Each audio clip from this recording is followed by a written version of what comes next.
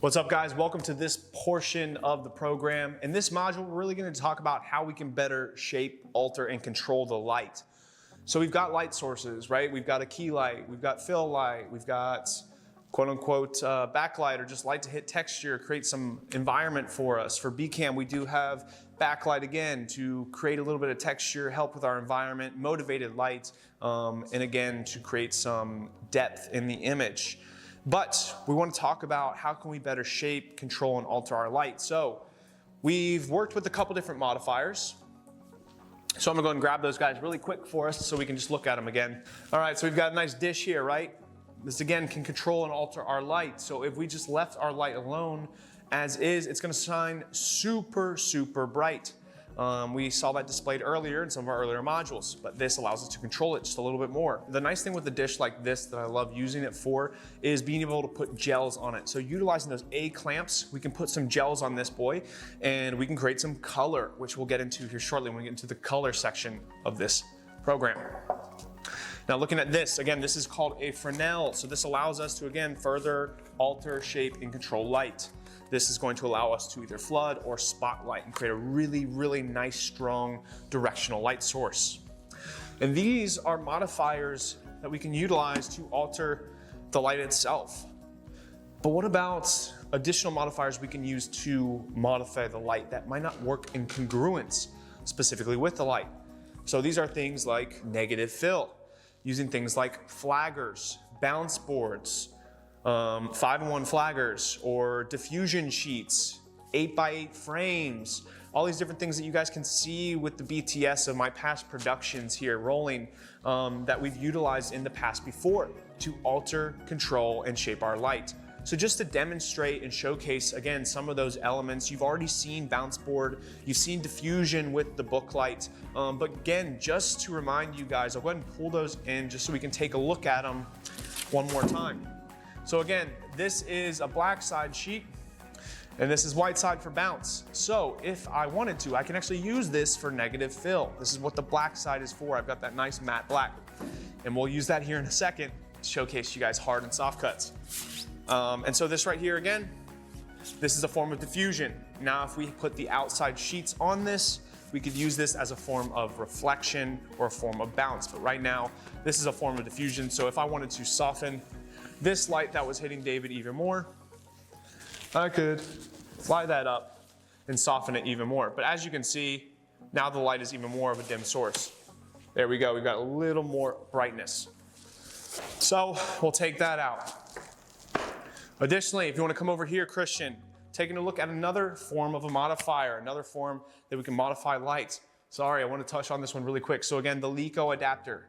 The LECO itself is not a light. The light itself we're using right here is this Forza 60B. And additionally, if I pull this up right here, this is the leaflet we're using. This is how we were creating that shape on the wall. This right here. That's creating the shape. So as you can see, we've just got a circle there. But if I insert this back inside, we've got our blinds look.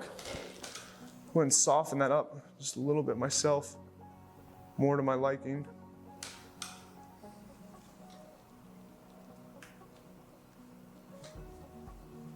Right there.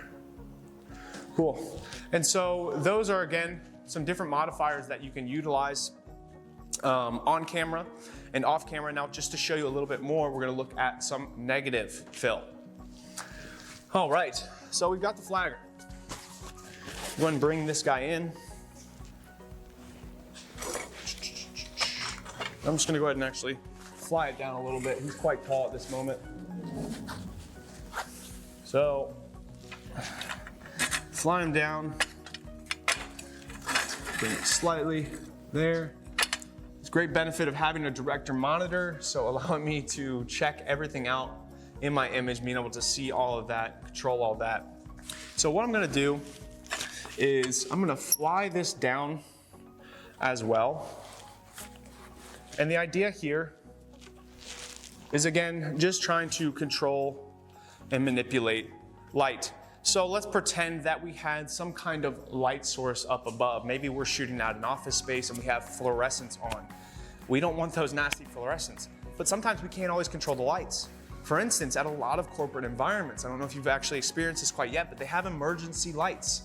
So they have fluorescent lights that will not turn off because they are there for emergency scenarios. So they will actually stay on. You'd have to go in, remove the ceiling top, and then remove the actual fluorescent tubes themselves if they allow you to do so. So having negative fill is a great way to, again, control and alter light.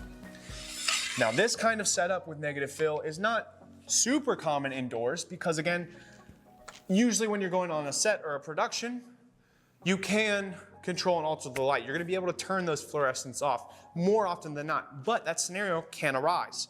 Now this setup here, I'm most commonly using outdoors.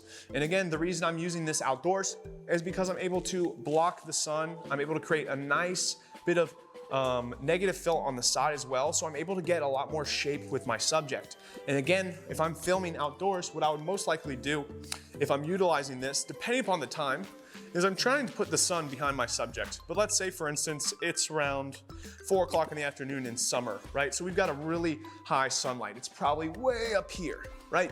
Maybe even up here. Not back here directly behind him, like we'd get at a golden hour or something like that. And so what I can do is I can utilize this flag here. I can fly this in. Now, that's not necessarily ideal. We've got this right in the frame.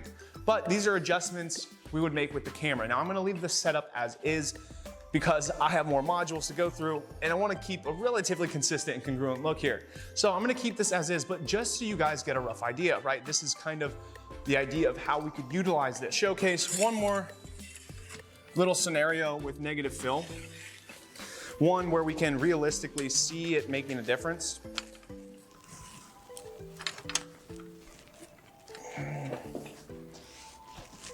All right, so let's go ahead and pull our fill again closer. So let's just pretend, do me a giant favor and just pretend that this is a light source outside or just somewhere in your environment, wherever you're filming. So this is a light source right here that we can't control, right? For whatever reason, whether we're outside, we're inside, it's a light source we can't stop.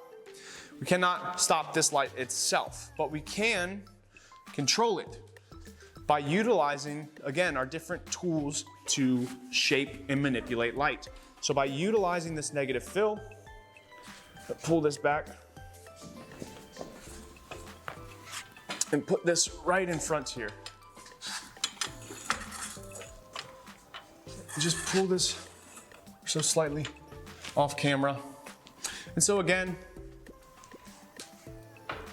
you can see how much of a difference that makes from the flag on to flag off. You can see how much more light is touching our subject and how much more shape and control we now get being able to manipulate this image. So again, guys, it's so important that we really start thinking about and investing in these other pieces of equipment that can really allow us to, again, control, shape, and manipulate the light the way we want it to. That's really what cinematography is all about. It's about controlling the light, creating the world that we want to create. And so the more we understand how we can utilize not just the techniques of lighting, all these different setups that I've been showing you guys, these different displays like Rembrandt light or book light or clam light, but understanding how we can use the tools in congruence with the techniques to better control our light is gonna make all the difference in your career as a cinematographer. So again, guys, what we really just covered here were different modifiers. We've got modifiers on cameras, be that Leica lights, be that dishes, be that Fresnels, be that softboxes, be that Lecos. We've also got modifiers that we can utilize to control, manipulate, and shift light through negative fill, through bounce boards, through diffusion, through reflectors. There's a lot of great options out there, guys. So make sure you are really starting to look into these and exploring these. It's not always about buying the $15,000, or excuse me, the $1,500, the $2,000 light, right? Sometimes you can actually create really incredible scenes and environments just using a bounce board. Part of this is about you guys exploring, experimenting, understanding how to control and manipulate light. So don't focus so much on just buying the biggest and best lights, the biggest and best camera gear. You need to understand lighting, understand the theory and the fundamentals. When you can understand that and utilize just techniques and tools to really light and create your environments, that's when you're really gonna start to excel as a cinematographer. You do not wanna be relying on your camera. If you're relying on your camera, you're relying on your key light, you're not really succeeding as a cinematographer because you're not doing your job. You're banking off of something. You're relying on something to do the job for you, when instead you should be it's a tool to help you achieve the job. So again, you know, it's just like money, right? Like we don't want to be working for money. We want money to work for us. That's the idea of being an entrepreneur, correct? So it's the same thing with light, guys. We are not working for the light is working for us. All right, so these are just, again, a little bit of demonstration of some different forms and tools we can utilize to control, manipulate, and shape light. Now we're gonna move on. We're gonna talk a little about dynamic light, one of my favorite things to utilize when shooting music videos. Without further ado, let's dive on in.